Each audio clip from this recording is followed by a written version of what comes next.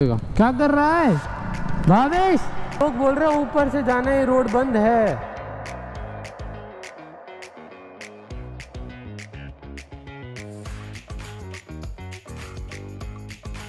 ये इंसान कल मेरी बाइक चला रहा था, ठीक है, रात को तो सोया, बड़ा बिंदास हो गए। अब सुबह उठे हम लोग निकलने के लिए, सब पैकिंग वगैरह चल रही है, गोप्रो ये लग रहा है हेलमेट पे। मैंने इसको कहा मेरी बाइक की चाबी कहाँ है? कहता पता नहीं। पहले कह रहे तेरे पे ब्लेम डाल दूं क्या? मैंने कहा मेरे को याद है, इस बार नहीं डाल सकता। अब चाबी ढूंढ रहे बेचारा। मैंने चाबी घुमाई नहीं है, तो बस एक जगह रख के याद नहीं आ रहा। उसको भूलना कहते हैं। ढूंढो भावेश भैया, बाइक से निकाली थी यार। देखो ये तो विधि का विधान है। विधि का विधान सारा निकाल दूंगा मैं तेरा। जो भी होता है कुछ सोच समझ के होता है। नहीं, इतना सोच समझ के नहीं होना चाहिए। चाबी होनी चाहिए कमरे में। चाबी निकाली थी क्या? चाबी निकाली थी। ये भी याद नहीं है? पक्की बात? देख क्या देखो ये आदमी मुझ पे इल्जाम डाल रहा था, चाबी देगा, कार डाल ली तो चाबी पता ही नहीं, जेब में पड़ी है। ये पूरा टाइम इसके जेब में चाबी थी और मेरे पे नाम डाल रहा था। शुरुआत में मैंने क्या गलत बोला था कि मैं इस पे इल्जाम डाल देता हूँ? सही था। मैंने सोचा कि ना जेब में देखता हूँ, मैंने कहा जेब में कहाँ ही होगी। रात को भी मैं यही सोच के सोया, मैंने कहा भावेश के पास चाबी है तो चलो ये सो गया, देखता हूँ सुबह मांग लूंगा। अब सुबह निकलने लगे तो मैंने कहा भावेश के पास ही चाबी है जेब में, तो मैंने चेक ही नहीं करा। फिर मैंने एक बार इसमें चेक करा, मैंने कहा नहीं है। फिर ऐसे पॉकेट चेक करी, क्योंकि इन पॉकेट का भूलेखा लगता है मेन। तो यहाँ पे भी पॉकेट थी, देखा ऐसे हाथ मारा, मैंने कहा ओ चाबी। बेचारा नीचे गया था ये बंदा भी। मेरे एक पल के लिए पड़ गया, बोला ये कार्ड क्या हो गया मेरे से। नहीं, दूसरी चाबी तो मैं लाया। तो मेरे को लगा मैं चाबी बाइक में भूल गया और बाइक को लेके चले गया। चलो फिलहाल हम लोग तैयार हो चुके हैं, बस अब निकलते हैं। खाना खुना अभी नहीं खाने वाले, क्योंकि सनोली बॉर्डर जो है यहाँ से 250 किलोमीटर यहाँ से बॉर्डर दूर है और 5 बजे के बाद एंट्री बंद हो जाती है, तो फटाफट हमें निकलना पड़ेगा। Guys we are ready to go. बंजी से बैग बन चुका है, बाइक को कोल्ड स्टार्ट दे रखा है फिलहाल, और चाय पी रहे हैं। चाय पी के फिर हम लोग निकलेंगे आगे नेपाल बॉर्डर के लिए। तो हम लोगों ने सोचा सनोली बॉर्डर से हम लोग एंटर करेंगे और वहाँ से हम लोग आगे जाएंगे पोखरा के लिए।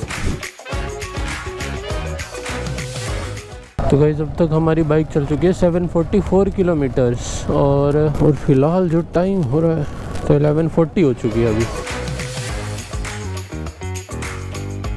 हे guys, welcome back to another vlog. तो अभी बज रहे हैं सुबह के 11:30 और फाइनली हम लोग निकल चुके हैं अभी सनोली बॉर्डर के लिए। भावेश की ना एक तो जो जैकेट है उसकी चेन में दिक्कत आ गई है, तो हम लोग पहले एक बार चेन ठीक कराएंगे इसकी जैकेट की, देन निकलेंगे, क्योंकि ठंड है बहुत ज़्यादा और ठंड में बाइक चलाना तो ईजी नहीं है। तो इसीलिए हम लोग पहले एक बार इसकी चेन ठीक कराएंगे, देन फिर हम लोग आगे अपना सफ़र करेंगे कंटिन्यू।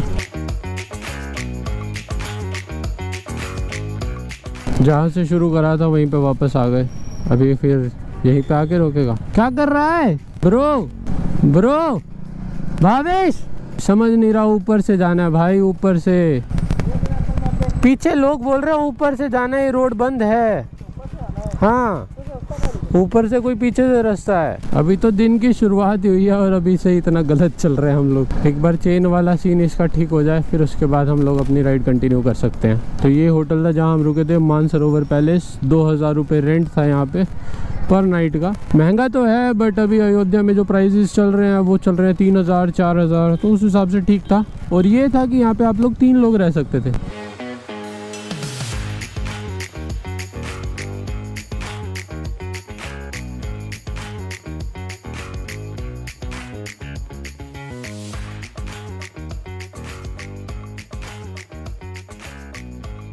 अभी आज देख सकते हो मैंने अपना फ़ोन नहीं लगा रखा। अब इसका ना मैं आपको रीज़न बताता हूँ क्या है। इतना बड़ा एक रीज़न है मेरे पास, मतलब जिन्होंने पहले वाले व्लॉग देखे उनको तो पता होगा इसमें वायरलेस चार्जिंग होती है। तो इसकी पीछे से कहीं से तार टूट गई और इसकी वायरलेस चार्जिंग हो गई है बंद।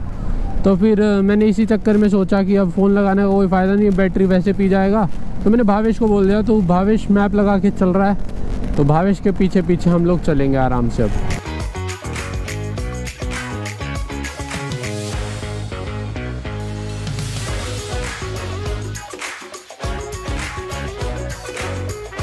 तो जिस रास्ते से अभी हम लोग जा रहे हैं वहाँ से 2 बॉर्डर पड़ते हैं, एक है गोरखपुर बॉर्डर और एक है सनोली बॉर्डर।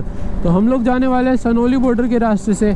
और नेपाल में एंटर करने से पहले हमें बनवाना पड़ेगा वहाँ पे भंसार अपनी बाइक का, कि हमारी बाइक कितने दिन वहाँ पे रहेगी। तो ये बहुत ज़रूरी है। अगर आप भंसार नहीं बनवाते तो एक तो एंट्री नहीं हो सकती पहली चीज़ तो, और मान लो अगर आपने भंसार बनवाया 10 दिन का और आपकी बाइक 11वें-12वें दिन वहीं पे है ना, तो भाई साहब बहुत तगड़ा चालान कटता है। अब ये नहीं पता कितने का कटता है, बट सुनने में आया कि अच्छा खासा चालान काटते हैं, तो वो चीज़ हमें देखना पड़ेगा। हमने सोचा है कि हम 15 दिन का भंसार बनवा के चलेंगे और अराउंड शायद 125 रुपये पर डे का चार्ज लगता है वहाँ पे। तो देखते हैं, जैसे ही पूछेंगे तो पता लगेगा क्या चार्ज लगता है। और कुछ डॉक्यूमेंट की कमी ना रहे तो बढ़िया है, अगर डॉक्यूमेंट की कमी रही तो भी दिक्कत हो सकती है, तो भी एंट्री मुश्किल है बाइक के साथ। बट जहाँ तक हमें पता है कि इंश्योरेंस हो गया, आरसी हो गई, अपना आधार कार्ड हो गया और फ़ोटोज़ हो गई, ये 4 चीज़ें मेन है। तो वो बाकी जाके पता लगेगा। अगर कुछ एक आधी चीज़ एक्स्ट्रा चाहिए उनको तो वो वहीं पे पता लगेगा। और हम लोग अपने साथ स्नो चेन तो कैरी करके चल ही रहे हैं। तो एक न्यूज़ और आ चुकी है कि सिक्किम में बर्फ़ पड़ रही है और बहुत ख़तरनाक बर्फ़ पड़ रही है, तो स्नो चेन का भी फ़ायदा हो गया। और हम लोग चाह रहे थे कि यार बर्फ़ हो। अब नेपाल का तो मेरे को पता नहीं नेपाल में बर्फ़ पड़ती है या किस एरिया में पड़ती है। लोअर मस्टैंग अपर मस्टैंग में तो पड़ती है, अपर मस्टैंग में तो तगड़ी बर्फ़ पड़ती है, बट अपर मस्टैंग तो अब जा ही नहीं सकते, इस टाइम पे तो एंट्री नहीं मिलती अपर मस्टैंग के लिए। तो नेपाल में नहीं तो सिक्किम में तो बर्फ़ मिल ही जाएगी। और बर्फ़ में तो बहुत मज़ा आता है बाइक चलाने का। लास्ट टाइम जब कश्मीर में करी थी ना तो मज़ा आ गया था, तब स्नो चेन थी तो बाइक गिरी भी नहीं थी। और जब स्पीति में था ना, वहाँ पे मेरी एक ही दिन में 10 बार बाइक गिरी थी काजा के रूट में। वो 15 किलोमीटर का सिर्फ रास्ता था, उसी रास्ते में मैंने एक ही दिन में 10 बार बाइक गिरी थी। मैं चलता था आगे, 100 मीटर के बाद मेरी बाइक गिर जाती थी, क्योंकि पता नहीं क्या हो रहा था। उस टाइम पे हमारे पास स्नो चेन नहीं थी तो बहुत ज़्यादा स्लिपरी था, बहुत ज़्यादा ब्लैक आइस थी। बट जब उसके बाद हम लोग कश्मीर गए, वहाँ जाने से पहले हमने सोचा कि नहीं भाई, स्नो चेन बहुत इंपॉर्टेंट है। अगर आप बर्फ़ में जा रहे हो तो हम लोगों ने स्पेशल स्नो चेन बनवाई और उसका हमें बहुत अच्छा बेनिफिट मिला कि बाइक नहीं गिरी।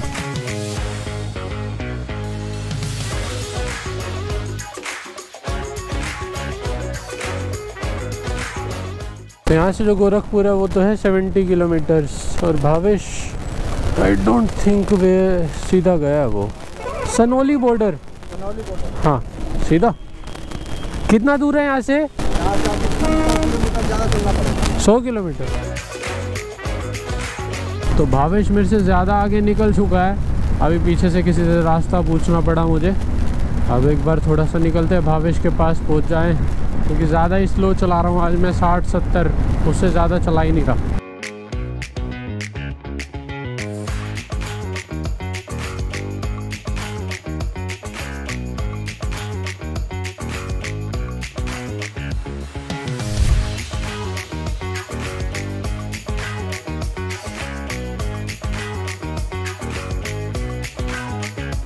अभी 2 बज चुके हैं और अभी हम लोग रुके थे कुछ खाने के लिए। अभी हम लोग हैं, अंकल जी कौन सी जगह है ये? तो अभी हम लोग हैं बागनगर में, और यहाँ से है सनोली बॉर्डर अराउंड 100 किलोमीटर। और सनोली बॉर्डर में एंट्री हो जाती है 4 बजे के बाद बंद, 4 से 5 बजे के बीच में एंट्री बंद हो जाती है। और हमारे पास डॉक्यूमेंट अभी है नहीं, वहाँ पे हमें डॉक्यूमेंट्स के प्रिंट आउट निकलवाने पड़ेंगे, तो उसमें टाइम जाएगा, भंसार बनाने में टाइम लगेगा। तो आज हम लोग एंटर तो नहीं कर पाएंगे नेपाल में। हाँ, हमें सनोली बॉर्डर के आसपास में ही कोई स्टे देखना पड़ेगा। सब इसकी गलती है। मेरी क्या गलती है? 10-10 बजे तक सोता है। मैं 7 बजे उठा था, 7 बजे 7 बजे उठा था, अलार्म लगा हुआ था 7 बजे का। अलार्म बंद करके बाबूजी वापस हो गए और उसको उठना कह रहे हैं। एटलीस्ट ट्राई तो किया मैंने। ऐसे तो मैं रोज ट्राई करता हूँ। मैंने 4 बजे ट्राई करा था ये चीज़, एटलीस्ट ट्राई तो करा था मैंने।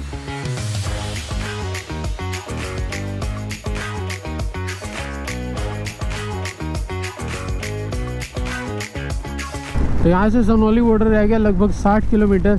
और अब देखते हैं कि आज हम लोग नेपाल में एंटर कर पाते हैं या नहीं, क्योंकि जो एंट्री का टाइम है वो है 4 बजे।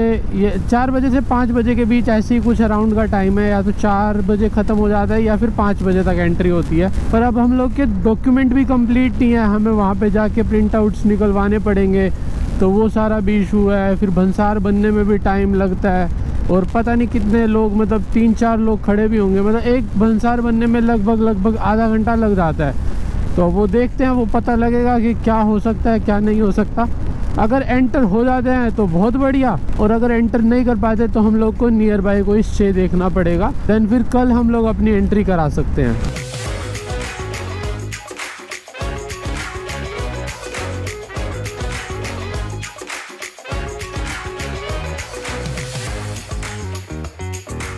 सनोली बॉर्डर के लिए कहाँ से रास्ता है? गलत रास्ता पकड़ लिया, आगे आ गए थे। अब देखते हैं कितना आगे आए हैं। Is this the way? Yes, this is the way. तो ये वाला रास्ता था। हम लोग थोड़ा सा आगे लगभग 100-150 मीटर आगे थे। चलो कोई दिक्कत नहीं है, इतना तो हो जाता है।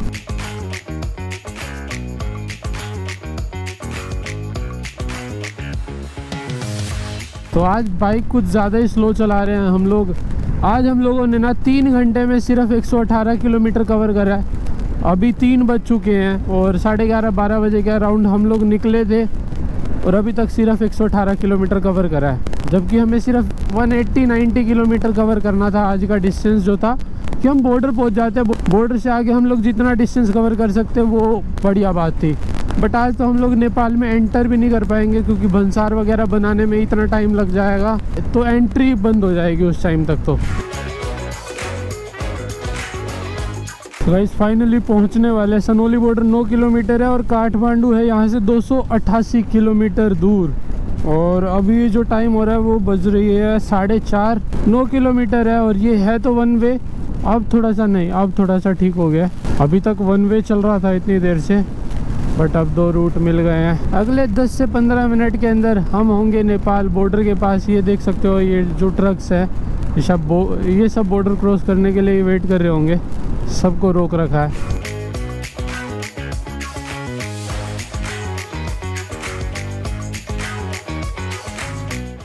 इस एरिया पे भी पूरे हर तरफ झंडे लगे हुए हैं, देख लो।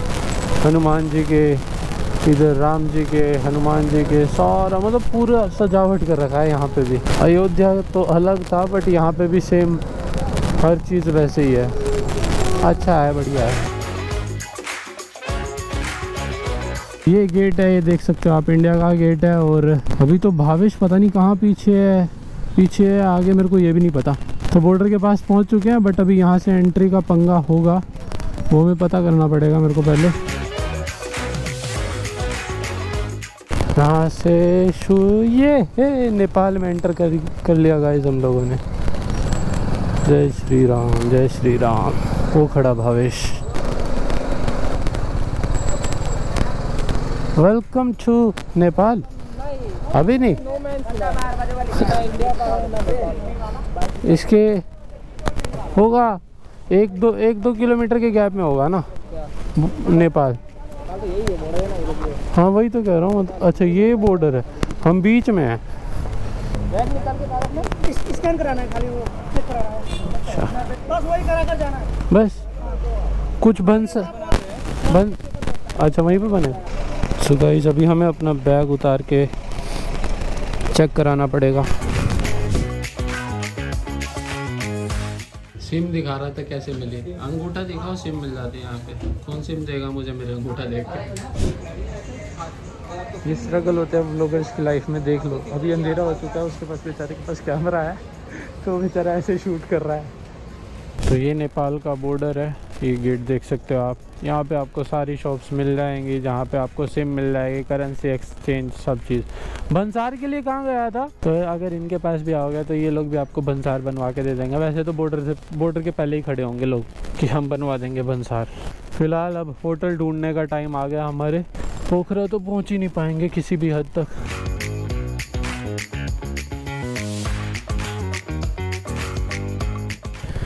तो ये रहा, यहाँ से आप भंसार बनवा सकते हो। ये जगह है, पीछे ही बॉर्डर है हमारे, साथ में भंसार ऑफिस है जहाँ से आपकी बाइक का भंसार बन जाएगा। और 200 नेपाली रुपये लगते हैं पर डे के। गुलमेली खाजा घर, शायद खाना को खाजा बोलते हैं यहाँ पे। अच्छा खाजा मतलब खा के जा। मैं सोच रहा खाजा क्या होता है, अब समझ आया। खाजा मतलब खा के जा। चलो अब हम नेपाल में अपनी बाइक को बिंदास घुमा सकते हैं 12 दिन के लिए। 12 दिन तक बिना किसी टेंशन के हमारी बाइक चलेगी नेपाल में, कोई हाथ नहीं लगा सकता। मुझे लगा इंश्योरेंस पेपर वगैरह चाहिए होंगे, बट ऐसा कोई नीड नहीं थी। सिर्फ आरसी और लाइसेंस चाहिए, बस दिस इज़ इनफ। और सिम लेना है तो आधार कार्ड चाहिए। तो भावेश अभी गया यहाँ पे होटल में रूम का पता करने, और वो कह रहे तेरी शक्ल देख के जा रहा हूँ। अब उसकी स्माइल से दिख रहा है कि यहाँ पे होटल महंगा है, उसने मेरे को कहा था, कह रहा 2000 का होगा। अब देखते हैं वो बताएगा कितने का है। हाँ जैसे वो डोर ऑटोमेटिक खुला ना तो मालूम पड़ गया। मैं भी वही देखा, मैंने कहा हाँ, मैं क्लिप में बोल रहा था, मैंने कहा हाँ 2000 से तो ऊपर का ही होगा। मैंने क्लिप में बोला है साफ साफ, मैंने कहा 2000 से ऊपर का ही होगा, 2000 का भी नहीं होगा।